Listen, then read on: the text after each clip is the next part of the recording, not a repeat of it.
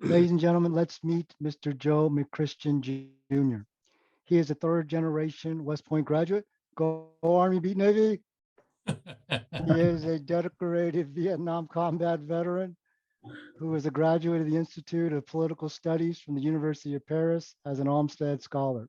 He also served as an assistant professor of military science at Princeton University. Mr. McChristian is the founder and president of the Van Fleet Foundation, and he is the grandson of General James A. Van Fleet. Sir, we welcome your remarks. Steve, thank you. Thank you very much. And special thanks to Ms. Namhee Park, a dear friend who has given me the pleasure and the honor of being able to share some memories and some insights with all of you. My thanks to General Brooks and to General Jung and to all who are participating today. I wish to share some insights, not so much from my personal point of view, but from what I remember or learned about my grandfather's relationship with General Peck. And most of what I will say would be as though General Van Fleet were able to be here and speak himself. But General Van Fleet was a soldier. He had commanded soldiers in combat at every level of command, from platoon all the way up to Army. And Eisenhower and Bradley and Patton all praised him as the best combat commander that they had in World War II. When he met General Peck Sun-yup in Korea, he knew immediately that he was meeting another great soldier. General Peck Sun-yup was famous for only giving two orders: stay, fight, or advance. And I believe that those two orders or that reputation had a great influence in changing the morale of the Army of the Republic of Korea and leading to much of its success. He was a tremendous leader. Many of you will remember that the Chinese launched a major offensive on the 22nd of April, 1951. General Van Fleet had just arrived in Korea 8 days previously. The offensive involved 300,000 or more Chinese troops and another 25,000 from the North Korean People's Army, and that they considered it the major offensive of the war. By the end of May, the Allied forces had completely turned the battle around, and the Chinese forces were falling back toward China in a rout. And at that time, General Peck Sun-yup and General Van Fleet and President Syngman Rhee and others stressed earnestly their desire to continue all the way to the Yellow River. They felt that it was possible then in June of 1951 to unify all of Korea under the democratic government of South Korea without putting US or United Nations troops on the border with China. But from a military point of view, they had the enemy on the run and they wanted to achieve a total victory. So General Peck Sun-yup's attitude of advance, stay, fight, my grandfather's motto of will to win. They were two generals with the support of the president of Korea who wanted to go all the way. Unfortunately, politics ruled over military considerations, and that led to 2 years negotiating for the armistice. But General Peck Sun-yup was an ideal person to be handling that. In the first paragraph of the foreword to General Peck Sun-yup's wartime memoir, entitled From Pusan to Panmunjom, that was written jointly by General Ridgway and General Van Fleet, they summarized their professional opinions of this great man. And they said, and I quote, "Combat provides the sternest test of leadership ability. In early 1951, when we first met Beksunyuk, he had been tested, retested, tested again, and not found wanting.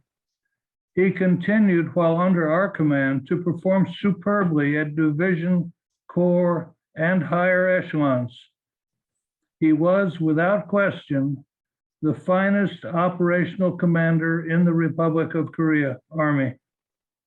Beyond that, he held steadfast to the basic tenets of the profession of arms: allegiance to country, personal honor, moral courage, abiding concern for subordinates, and the will to win. General Van Fleet had great admiration for General Beksunyuk as a soldier, and he developed a love for him as a second son. General Beksunyuk treated General Van Fleet with the respect and devotion that one might have for a second father. I recently found a letter that my grandfather had written to our family on the 1st of June, 1952, in which he shared privately with us some of his accounts of what was happening in the war. This letter included a paragraph about General Beksunyuk, which I would like to read to you today. General Van Fleet said, "This morning I covered the front, taking Mr. Arthur Hayes Sulzberger and party with me. It was a beautiful day up until now, and visibility was unlimited along the front, and we saw much of the enemy territory in the poundings by our friendly artillery. Only one shell was incoming, and it happened to land directly in front of an outpost, and I was glad of it so as to furnish a little of the atmosphere of war to these newspaper men. I showed them some of the best Republic of Korea generals, and I believe they were greatly impressed with the quality of the Korean soldier and the leadership of their officers. It was rather striking to have Lieutenant General Beksunyuk relate to Mr. Sulzberger his career as a soldier. First, he was a company officer in the Japanese Manchurian Army, and then after VJ Day, he became a battalion commander in the newly formed Korean Army.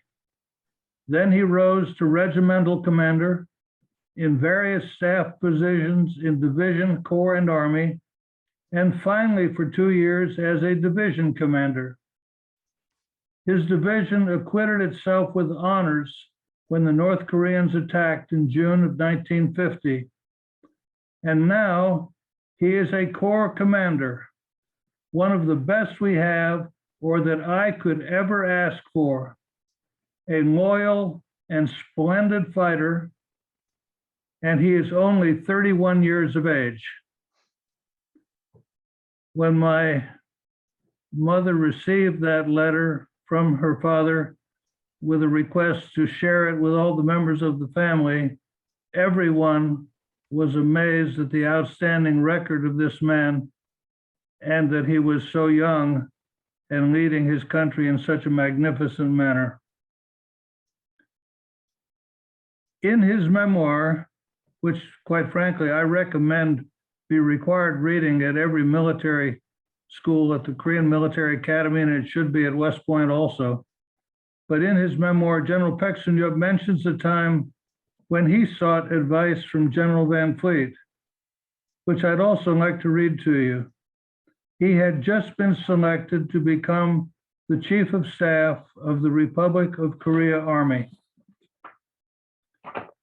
In his memoir, he said, "I stopped by 8th Army headquarters in Seoul's Tongsun suburb and paid a farewell call on General Van Fleet. The general congratulated me on my new appointment and treated me to dinner. We discussed many things, but eventually I asked Van Fleet for any ideas he might have on how I could successfully perform my new duties. Van Fleet was 59 years old, meaning that he was 1 year away from the U.S. Army's mandatory retirement age, I was sure this old warrior would have plenty of advice for a man of 32 who had just been appointed to the top position in his army. The American general contemplated quietly for a few moments before answering. I believe you'll be a great chief, he ventured, because you're a tough fighter. But please don't say very much. Listen to your staff and your commanders instead of talking yourself. No matter what difficulties you encounter, don't allow yourself to be pushed into a hasty decision. Sleep on the problem and decide the next morning. When you say yes, say it clearly. And when you say no, say that clearly too. And never, ever show anger in front of your people. Only as time passed did I come to realize the depth and complexity of his advice. General Van Fleet was sincerely concerned about my future. These two great warriors shared advice and friendship together for over 40 years.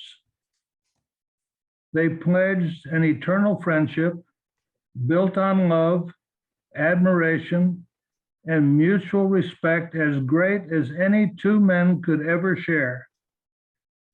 I pray that we may have the same eternal bonds of friendship in the alliance between the Republic of Korea and the United States of America.